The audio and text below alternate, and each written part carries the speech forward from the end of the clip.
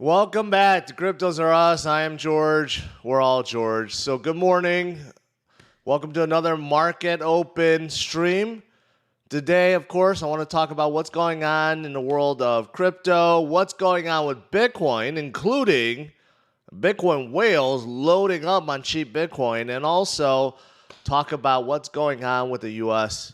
economy. So let's get started. Smash up the like, subscribe to the channel, make sure you hit that notification bell to get notified of all my streams. Follow me on social media, check out CryptosRUs.com, and follow me on the brand new CryptosRUs Clips channel. Good morning, guys. Welcome, welcome, welcome. Hopefully you guys are doing good this morning. Last night, started seeing a reversal with Bitcoin. It's still coming up, although it just dipped a little bit due to one news that just came out. But you can see right now, U.S. market is about to open. It was pretty green, now kind of flipped into red because of one news or one guidance, and that's from Microsoft. This just came out like 2 minutes ago. Things turned red when Microsoft gave a forecast of weak earnings going forward. Now, this all of a sudden just spooked a lot of people, but this is kind of expected because we know economic slowness is going to happen, right? So if there's going to be slowness and there's not going to be tremendous growth, then of course outlook and forecast has to be adjusted. So Microsoft just came out with this and kind of smoking the market a little bit, but I do anticipate that we will get past this. Bitcoin is too strong to be held back. But, this goes in line with what I just said about slowness. Payroll, the private sector just, reported 128,000 growth, but it's the slowest since since the pandemic era. So it's very, very slow. Okay, even though there's still growth, but it's still very, very, very, very, very slow. And right now, there are just a lot of companies and sectors out there that are still having a hard time finding people that want to work, right? You look at all sectors out there, there's just so many vacant jobs, and this is what Powell has been saying. There's 1.9 open jobs per unemployed person. Now, to be fair, not all jobs fit all people, but there are a lot of job openings, and you could see that there's still growth, but it's just slow. It's just slow. But someone that does not care for remote work is Elon. Elon, I don't know if you guys caught this recently. Elon said, basically telling his executives that, hey, you better get back into a Tesla office and don't think about remote work unless you're working 40 hours in office already. And if you don't, well, then go find another job. So Elon is basically saying that people have gotten too lazy, gotten used to remote work, and that they don't have to work hard anymore. And he had enough of that, and he's forcing people to go back in office, which we will see if it's a good decision or not, since the labor force is already weak, right? But maybe that's not an issue with Tesla. Maybe, I don't know. We'll see. You can see Bitcoin is coming up from that Microsoft forecast drop. I don't even know why that's an issue, but let's see if we could get to 30,000 once again by the end of this stream. All right. So that is what's happening in the world today. Oh, and also OPEC and the Saudis, they have come out and said that it is market bell. Market bell. Ring market bell. Market open.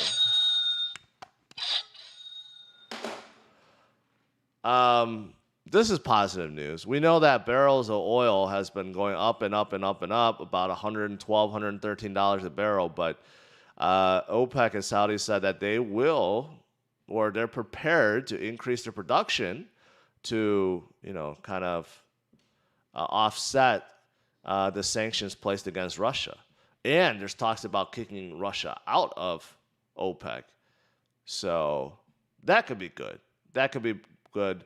Bring down oil prices, bring down energy prices, overall bring down inflation, right? So this could be very, very good. Looking forward to this. All right, so that's going on. That's world news. But what about Bitcoin news, right? Has anything changed? Well, yesterday, when we fell down from about 32,000, it was obvious that a lot of people placed some very long bets. So when Bitcoin fell down, oof, you got 27, 50, 50, 20, 84. You're talking about like 300 million longs liquidated just from like a small little drop like that, which means these guys are the ultra greedy, doing a 20, 50, 100, 125x leverage. So I've always said in a weak market, when you have a compounding liquidation event, when you have a long squeeze like this, it's going to add more pressure, which is probably why Bitcoin fell more than it should have yesterday, but it's okay. We lost out on gains for one day. We're coming back, trying to crawl back to 30,000, still moving in the right direction. Still, I believe, in an uptrend, but this proves that, yeah, liquidations are no good. A lot of people still getting liquidated left and right, and that's not the way to win at a game of crypto. You have to have some patience. Now, there's a lot of good charts today. Here's one that measures that momentum shifting, basically measuring that bottom. Yesterday, we did have a somewhat of a nasty fall from 32,000 down to about 28,000, 29,000-ish, right? Now we're seeing that momentum come back, although there's still some resistance. But, you know, I couldn't help but notice, where's the thing I used?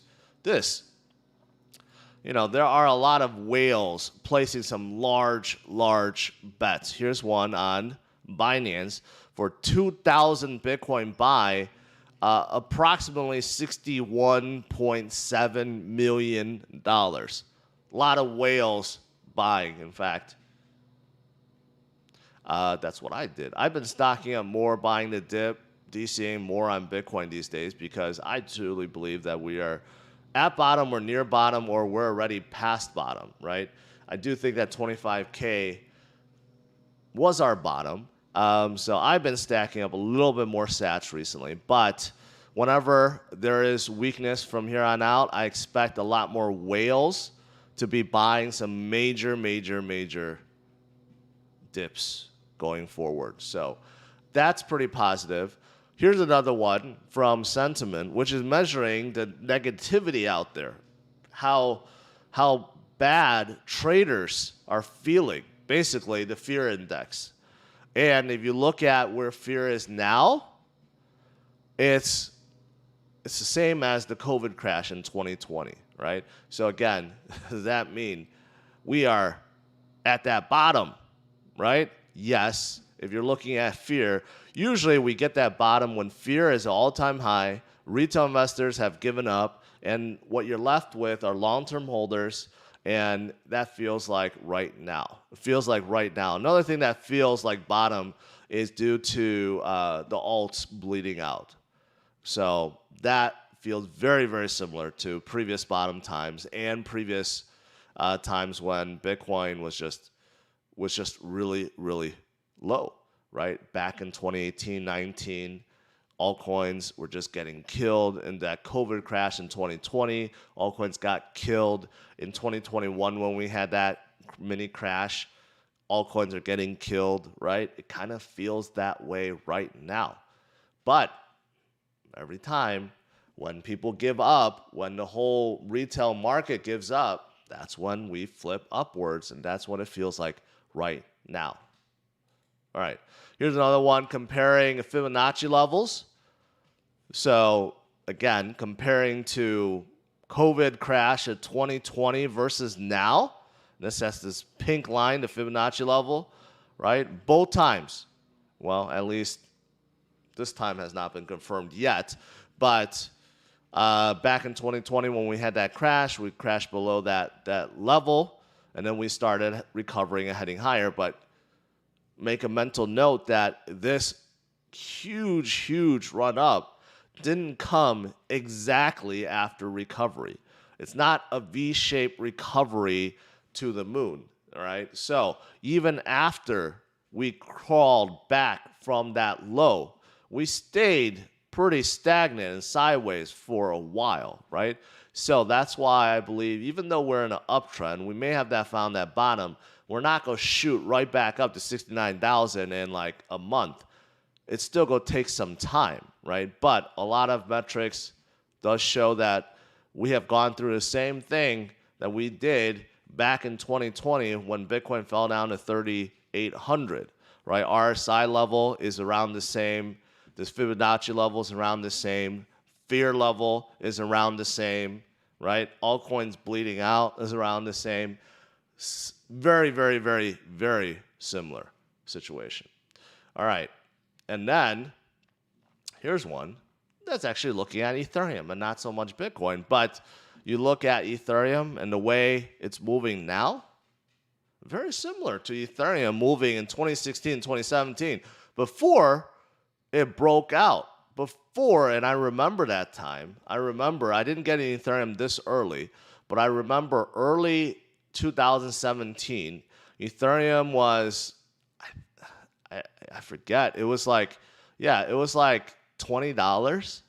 And I remember that run from $20 to $400 within a matter of months. Yeah, I think that's right. Yeah, right here, if you look at it. Right around that February, March timeframe, right? And that was right after this. So can we see a resurgence of altcoins, including Ethereum, after we continue higher? Well, if history repeats, yeah, then we will see that.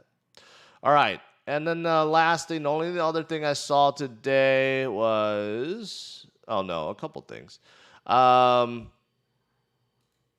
I saw this, just a friendly reminder of, a reminder to people that, hey, if you think you missed out, that you missed the bus or you missed the boat or you missed the train, right? No, you didn't. It's never too late. Just like this guy back in 2010 saying, I only have 600 Bitcoins. I missed the bus. Because compared to that 600, there were probably miners that generated 6,000, right? Or even more than that. But guess what? Turned out he didn't miss the bus. Hopefully he didn't sell. But just like the pizza guy that spent 10,000 Bitcoins on 2 pizzas. Back in the day, that was a win. That was a big, big win. To spend a virtual currency on something. And it took a lot of convincing for a pizza maker to even give him the pizzas, right? But now, in hindsight, obviously that was a big loss. But it's never too late. It's never too late. Just remember that. And then just some VeChain news. PwC, which of course is one of the big 4 accounting firms in the world, their European division. Is talking about, they're at a conference and they're talking about VeChain and its global adoption. And VeChain is moving to Europe. And the whole purpose is to draw in the West, right? They have massive, massive partnerships in the East already, but they are trying to crawl in and get worldwide adoption in the West. So very, very positive. So looking forward to that. All right. That is pretty much it this morning. You're looking at BTC dominance. Came down a little bit. 64, not 60, that would be crazy. 46.1. So that went down a few percentage points. So that's pretty good. We're still waiting for Bitcoin to crawl back up to 30,000, which could happen right around the corner. And U.S. markets are in the red. Yesterday was red.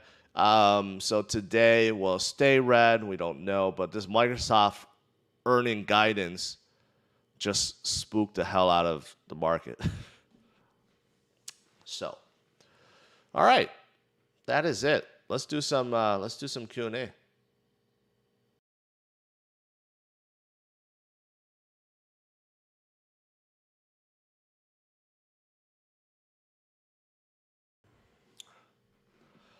Rock Lobster. What do you think about Nick Gers buying Coinbase? I'm sorry, I'm not sure who Nick Gers is. I've never heard of him before. If he's some famous investor, I did hear about some other investor saying he's buying Coinbase just to get exposure on crypto. It's the best company to buy to get exposure with crypto. I don't know.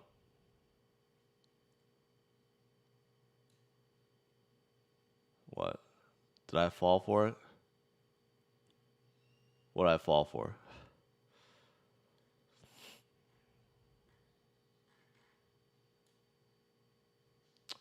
Let's see. What else did I miss? Clout Casino says Jamie Dimon loves to lie to the public while doing the opposite. I kind of brought that up yesterday. I think that's true. He tends to do that. And you can't really trust these CEOs of these big financial companies. They tend to do that. There's Russians in the chat sounding desperate to attack. I don't know about that. Have you seen that advertisement from the SEC? Very disrespectful for crypto holders. I did not see that. I don't know what that is.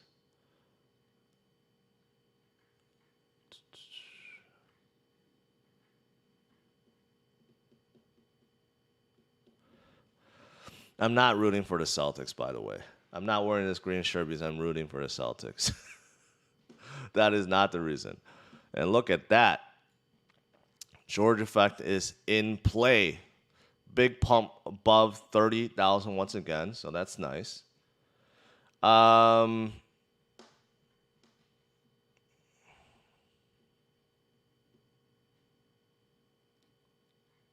I a fan of Cathie Wood? Is she credible or she get lucky before? I think a lot of people are wondering that.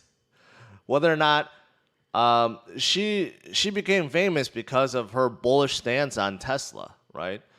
Was it blind luck that she just found a company she thought was good and just fought tooth and nail to just keep buying it and supporting it? Or, was there some skill involved and she saw something that no one else did? Because she made some wild predictions on Tesla and they came true. That's why she became well known, right?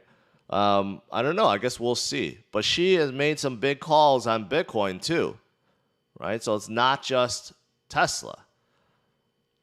Even though I know ARK Invest Fund is getting killed right now, but Bitcoin hits $400,000, $500,000 in the future, and she's called it. She's gonna look like a genius once again.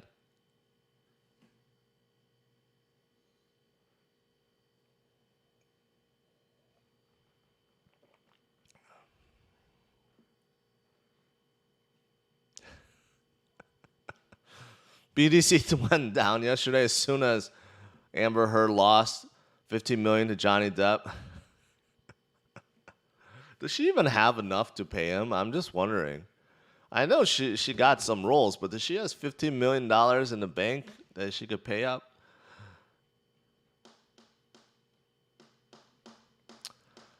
Dre Brown, what's my background? IT. If you want to hear more about my background and how bad it was before, check out my other channel, I Am George. Especially the videos I posted years ago. Right, I was in IT, kind of stumbled upon Bitcoin, thought it was the greatest thing on earth. Didn't really understand it like most people now coming in. Just thought it was a great play, way to make money really fast. But, I've come a long way. Okay, so yeah, I was in IT for many, many, many, many years. Her attorney this morning says she did not have enough to pay. That's what I figured, It's like she didn't have so many rolls where she has like $100 million in the bank. I don't know what's going to happen. I don't know what happens if you get ruled like that and you don't have enough money to pay. I guess they just take a portion of your future paychecks or something. I don't know. Plus $7 million for the donation promised before the lawsuit. Yeah, I saw her. She was grilled for that. She pledged to give a lot.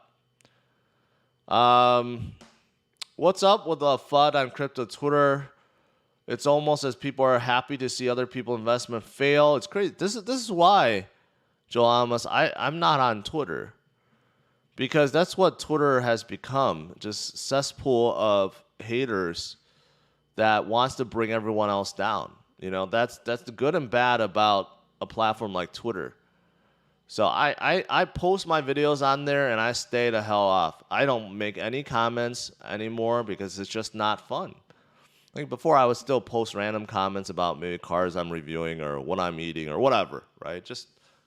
But then you get all these bots, first of all, that pretend to be you, and then you get all these haters, right? So it's like, what's the point of using a platform like that? So, yeah, just stay off. That's it. Just stay off. Do you prefer dips or sideways now? They're about the same. Of course, I think sideways still better. If you continuously to see more and more dips, it hurts your psyche. No matter how much you want to DCA, it still kind of hurts. You want to see some relief, right? So I think sideways is good. I would prefer not to see Bitcoin go back down to 25K or even lower. I don't want to see that, but if it happens, you know what? Then I see it as a buying opportunity. But I would love to see us continue slow and steady upwards and make gains and continue on. That's what I prefer more. How come people don't point out Cardano never had an outage versus Solana and love to flood Cardano? I don't know. Ryan, welcome.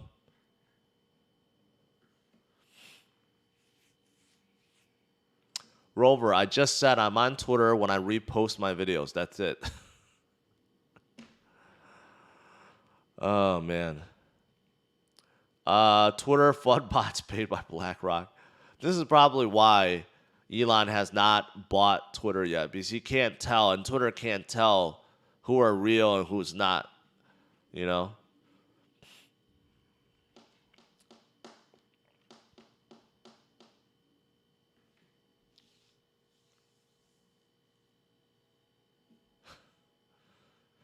Ryan, welcome, and thank you.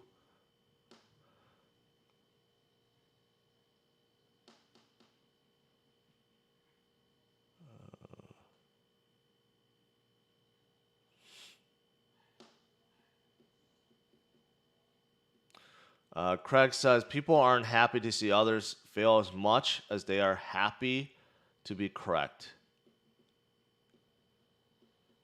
I don't know about that. Any updates with what's going on with Sol? No, I talked about them last night. They're just in a very bad situation. Doesn't seem like they know how to fix their issues right now, so they really need to. I don't know. They just seem to have unlimited number of bot attacks or spam attacks or just random stuff happening to their network. So yeah, they need to solve it. I mean, otherwise people are just really going to lose faith and hope in the chain.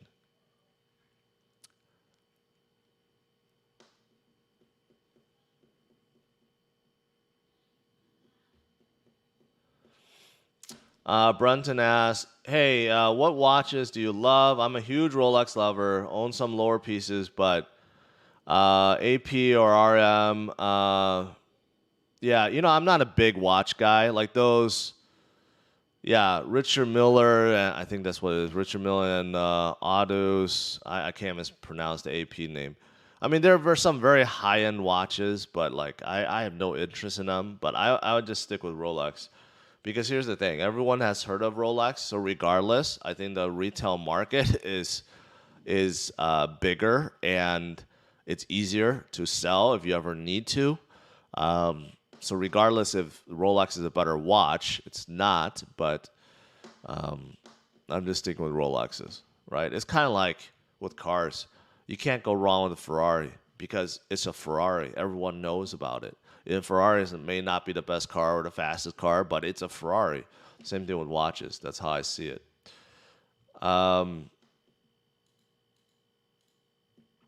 Aqua. Thank you. Why do average people with no real money hate Cardano, but whales are accumulating?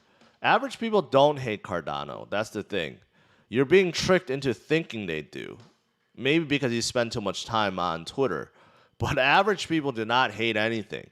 It's only bag holders that hate others.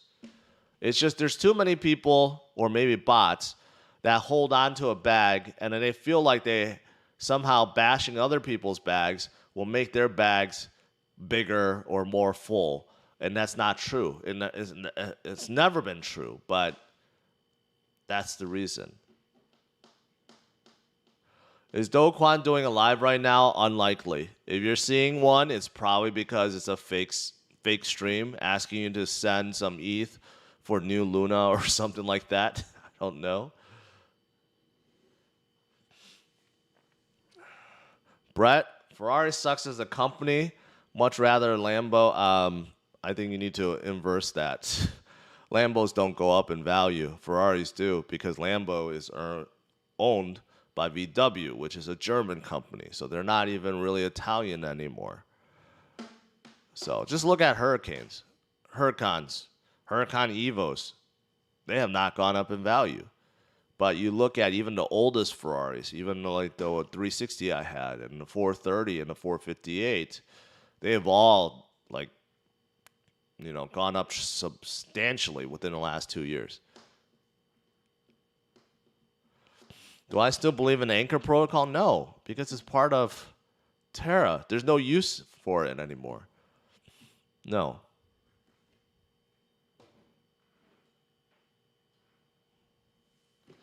VRA, Veracity stops the bots? I don't know. It's like saying OSX stops viruses. It's because there's just not enough users using it.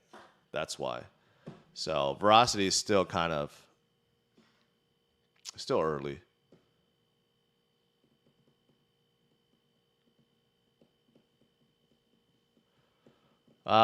Santos says, that's what I don't like about Cardano community. Holders are toxic and insecure because blockchain has yet to improve itself. I don't know. I don't see Cardano. I know there's a lot of ambitious people. They talk about a lot, but I don't see them being very toxic. I don't know. Maybe that has changed, but I haven't noticed it yet. Have you test driven a Bugatti yet? No. That would be amazing. So no, I haven't yet. Am I bullish on ETH long term? I am. I think the 2.0 merge is going to happen finally, and it's going to bring new challenges, but also it finally puts them on par with the other L1 chains out there. And as soon as they can figure out scaling, watch out.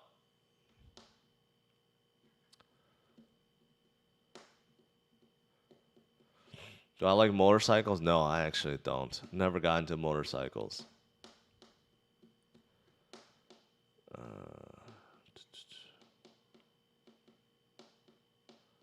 Who's your favorite and least favorite NBA player? Oh, I can't. I don't know. Pat Bev, probably my least favorite. I don't know.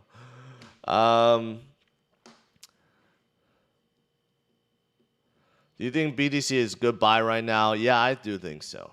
I think anything in the 20s is a good buy, especially when we were down to 25 and then we crawled back up to 28, hovering at 28 for a long time. Now we're 29.30, right? It's very similar to previous bottoms that we had. Whenever we find a bottom and we start coming upwards, it's not like a crazy V-shape upwards. It's always the same.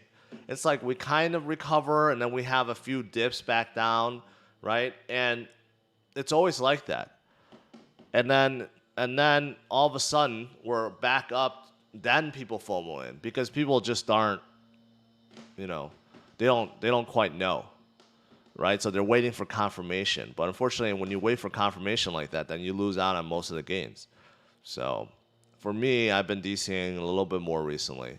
But I do think that we are in the uptrend right now. But that uptrend may be very slow. Or maybe that could be going sideways for a while. But that's how all previous bottoms have been. It's like you start slowly going up, but it's not like a crazy up. So no one really knows if that was the bottom or not. When Bitcoin fell down to 3,100, it was the same thing. It stayed there for months. Months at 3,000 to 4,000, 5,000. And a few times between, it fell back down very heavily again, right? And people kept claiming it was going to go down to 1,000. Everyone was shouting from the rooftop, don't buy, it's going to go down to 1,000, right? Then eventually it went to 5,000, 6,000, 7,000, 8,000, 10,000. That's when finally people started buying after 10,000. And they missed out on that $7,000 profit. It happens every single time. Every single time. All right, guys. That is it. Smash on the like, subscribe to the channel. Let's see what happens. Bitcoin is slowly going back up to $30,000.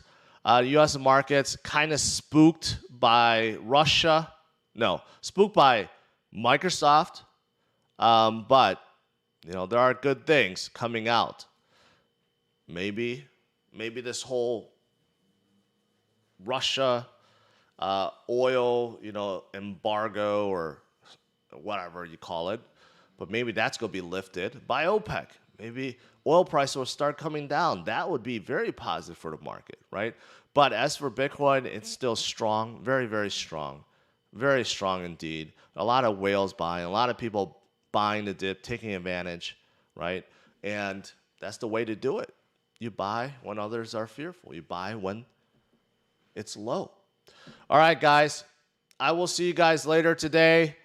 If there's no video in the afternoon, then I will see you guys tonight, 8:30 p.m. Central Standard Time. But I may put out a video around 11:45. All right. So make sure you hit that notification bell to get notified. All right. Have a good one. Take care. Bye-bye.